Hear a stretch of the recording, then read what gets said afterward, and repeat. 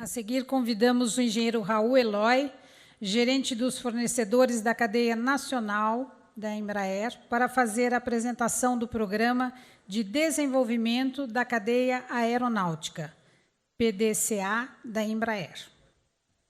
Autoridades civis e militares, colegas da Embraer e da PVE, senhoras e senhores, boa noite. É com muita satisfação e honra que eu recebi esse convite para falar um pouco do trabalho do desenvolvimento da cadeia nacional que nós estamos desenvolvendo na Embraer. Dentre tantos assuntos que a Embraer pode oferecer, agradeço muito a diretora da PVE, a diretoria da PVE, por ter me convidado para fazer essa palestra. Ok? Bom, nós vamos falar do desenvolvimento da cadeia nacional. Nós estamos falando de fornecedores nacionais de material avião. Ela não inclui aqui fornecedores de ferramentas ou prestadores de serviço. São fornecedores de material avião e mais equipamentos de apoio ao solo. Estamos falando de 69 empresas, onde temos 4.000 empregos diretos, um polo na região de São José dos Campos, um polo na região de Campinas, um polo na região de Botucatu e algumas empresas no sul do país. Apenas para dar uma ideia de qual que é o portfólio do que, às vezes, as pessoas não conhecem, o que a cadeia nacional provê para a Embraer, trouxe aqui. Nós recebemos essa cadeia desde decalques e placares até montagens de subconjuntos, passando por várias tecnologias, usinagem, estamparia,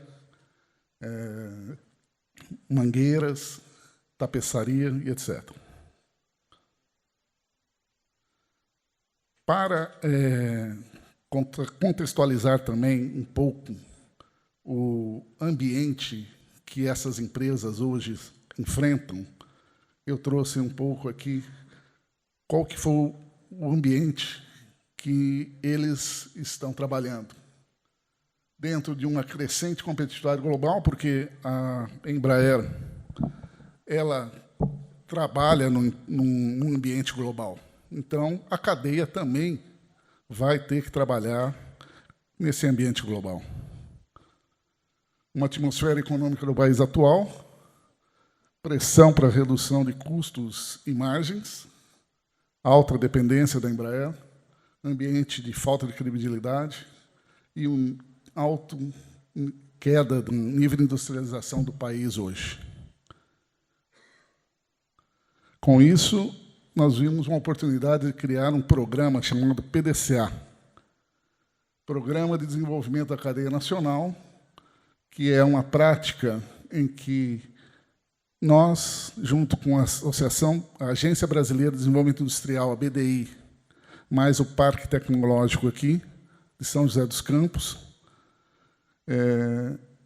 através de uma capacitação e treinamento e prática, fazendo um transbordamento da filosofia Lean e também um desdobramento dos conceitos do MEG, que é um modelo de excelência em gestão, que é muito utilizado e divulgado pela Fundação Nacional da Qualidade. Desde 2011, a Embraer já tinha um programa de desenvolvimento da cadeia, porque havia essa necessidade de estar desenvolvendo essa cadeia. Nós chamávamos de PDF, que era um Programa de Desenvolvimento dos Fornecedores. Em final de 2013, 2014, houve uma conversa com a BDI, e onde identificou-se uma sinergia com um programa que também já existia na BDI para desenvolvimento de cadeias nacionais, Com isso, fundiu-se os dois programas e deu-se origem ao PDCA, através de 3 pilares: uma parte de teoria, prática e uma medição. O lema do PDCA é excelência gera excelência, baseado numa atividades de sala de aula, prática, medição, aderência e sustentabilidade da cadeia. A BDI ela fez um convênio com o Parque Tecnológico. O Parque Tecnológico é responsável por gerir os recursos. O Parque Tecnológico contratou a Fundação Dom Cabral para a implementação do programa. Alguns números do primeiro ciclo, que foi em 2015. Teve uma educação desde sala de aula, desde uma educação para os executivos, visão estratégica, visão de negócios, até treinamentos operacionais. Foram mais de 1.000 pessoas que participaram desses treinamentos, 2.880 horas de treinamento, 42 professores envolvidos. Na prática, eu acho que esse aqui é o grande diferencial desse programa. Na prática, foram realizados kaizens em todas as empresas, houve compartilhamento de conhecimento, 18 semanas kaizens, 2.283 kaizens em toda a cadeia e 2 seminários de boas práticas. Só para exemplificar um pouco, pessoal, essas semanas kaizens, elas são realizadas com o encontro de todos os fornecedores e todos os fornecedores apresentam os seus projetos, um para os outros. Às vezes, você pode imaginar que no começo existia isso. Um é concorrente do outro e pode ver o que um está fazendo. Houve sim, mas hoje, para as senhoras terem uma ideia, isso não existe mais. Houve essa quebra desse paradigma. Então, o seminário hoje de boas práticas é como se fosse um benchmarking que eles realizam na cadeia. Boas práticas se desdobram também para outras empresas. Isso é muito bacana, porque hoje se vê isso na prática. Então, uma empresa lá de Botucatu apresenta uma ideia, a empresa aqui de São José acha muito interessante, eles fazem conversas, fazem interações, trocam ideias e a implementam também na empresa deles. É isso que é muito bacana. Aqui é para ter um nível de um pouco dessa consciência. Baseado num questionário da SAI International sobre a aderência dos programas da empresa à filosofia Lean, a Embraer traduziu esse questionário e enviou para os 50... Escolhemos os 57 melhores fornecedores, os mais avançados, e mandamos esse questionário de autoavaliação em 2014. 4 responderam que se achavam em alta performance, 12 médio, mas o interessante é que 31 nem responderam. Nem responderam. No ano seguinte, a gente faz isso todo ano. Fizemos de novo, mandamos o questionário e só 3 não responderam. 11 já se autoavaliam como autoaderência à filosofia Lean, 26 média, 17 baixa e 3 não responderam apenas. Isso demonstra o interesse dos fornecedores nessa prática da filosofia Lean. Com a sustentabilidade da cadeia, como eu falei, foram feitos planejamento estratégico para que as empresas pensem, os empresários, eles comecem a pensar mais a longo prazo, ou seja, não fiquem pensando só no imediato. estão pensando em planejamentos de 5, 10 anos para a empresa deles. Nisso, leva eles a pensar em termos de continuidade do negócio, sucessão da liderança, sucessão do negócio, mesmo, da empresa, do dono da empresa, se vai ser profissional, se vai continuar sendo familiar. Então, tudo isso foi fomentado nesses treinamentos. E isso também levou à colocação de pessoas, células, que pensem nessa melhoria contínua. Para isso, foram certificados 40 especialistas em Lean Manufacturing. Tivemos 5 consultorias bem específicas para planejamento estratégico e 160 horas de consultoria. Esse processo, pessoal, foi muito proveitoso, muito bom. E, com isso, nós pleiteamos, quando, no final do ano passado, fui a Brasília pleitear a BDI que nós fizéssemos o 2º ciclo do PDCA. Por quê? Porque identificamos outra oportunidade. O primeiro ciclo foi muito bom, e o primeiro ciclo deu uma visão mais estratégica para o empresário. O empresário começou a pensar mais estrategicamente. Falamos até um pouco da operação, mas foi focado mais no nível do empresário. Agora, nós temos que linkar essa visão que o empresário recebeu com a operação dele. Então, é pegar uma média gerência. Então, no 2º ciclo, vai ligar o pensamento estratégico do empresário com a operação. Isso foi desenhado, a BDI concordou e conseguimos, no dia 1º desse ano, 1º de julho, o lançamento do 2º ciclo do PDCA, no qual tivemos a satisfação de receber o nosso patrono, Osiris Silva, para fazer a abertura do lançamento do 2º ciclo do PDCA. Foi lá no Parque Tecnológico, aqui em São José dos Campos. Isso aqui, também agora vou mostrar um pouco o que leva a isso daí. Coisas muito interessantes. Por exemplo, resultados. Isso que faz a diferença. Se nós compararmos a geração atual dos E1s com o E2 na cadeia nacional, nós tivemos um aumento de 40% no número de PNs a serem fabricados aqui na cadeia nacional. Isso só foi possível porque a cadeia foi competitiva, porque a cadeia respondeu, porque a cadeia demonstrou capacidade e reação e competitividade.